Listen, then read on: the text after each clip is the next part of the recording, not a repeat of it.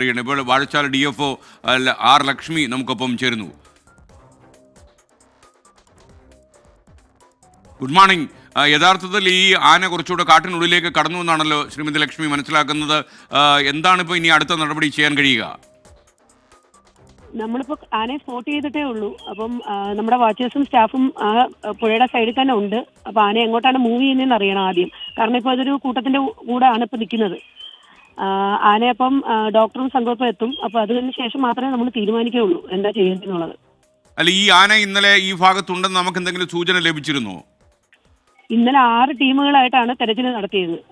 എല്ലാം കണ്ട ആനകളുടെ എല്ലാം ഫോട്ടോ എടുത്തു, നമ്മളെല്ലാം വീക്ഷിച്ചു. പക്ഷേ ഈ ആനയെ മാത്രം നമുക്ക് ഇന്നലെ സ്പോട്ട് ചെയ്യാൻ പറ്റിയിട്ടില്ല. ഓക്കെ, നമ്മുടെ ഈ വാഴച്ചാൽ ഡോക്ടർ അരുൺ സക്കറുടെ നേതൃത്വമുള്ള സംഘം അവിടെ തന്നെ ക്യാമ്പ് ചെയ്യായിരുന്നു ഇന്നലെ രാത്രി മുഴുവൻ അല്ലേ? അതെ. ഞങ്ങൾ കുറെ ഉൾക്കാട്ടിലൊക്കെ കയറി നോക്കിയിരുന്നു. പക്ഷെ എന്നിട്ടും ഇതിനെ കണ്ടെത്താൻ സാധിച്ചില്ല. ഇന്നാണ് ഇപ്പം പുഴയുടെ സൈഡിലായിട്ട് നമുക്ക് ഇൻഫർമേഷൻ കിട്ടിയത്.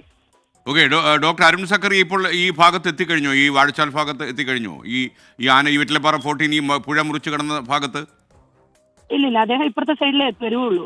കാരണം ആന ക്രോസ് ചെയ്യാൻ നിൽക്കുകയാണ്. അപ്പൊ പുഴയുടെ ഇപ്പുറത്തെ സൈഡിൽ കയറ്റിയാൽ മാത്രമേ നമുക്ക് എന്തെങ്കിലും ചെയ്യാൻ സാധിക്കൂ.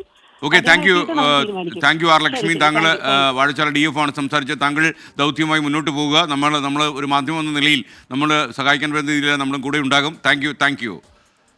എന്തായാലും ഈ വെറ്റിലപ്പാറ 14 കണ്ടെത്തിയ മസ്തകത്തിൽ മുറിവേറ്റ ആന കാട്ടിനുള്ളിലേക്ക് കടക്കുന്നതിൻ്റെ സൂചന ലഭിക്കുന്നു. എന്തായാലും ഈ പുഴ കടന്നു പോകുന്ന ആനയുടെ ദൃശ്യങ്ങളൊക്കെ പ്രേക്ഷകരുണ്ട്. മാത്രമല്ല ഈ ദൗത്യ സംഘത്തെ ഈ വിവരം യഥാവിധം നമ്മുടെ വാർത്താ സംഘം അറിയിക്കുകയും ചെയ്തു.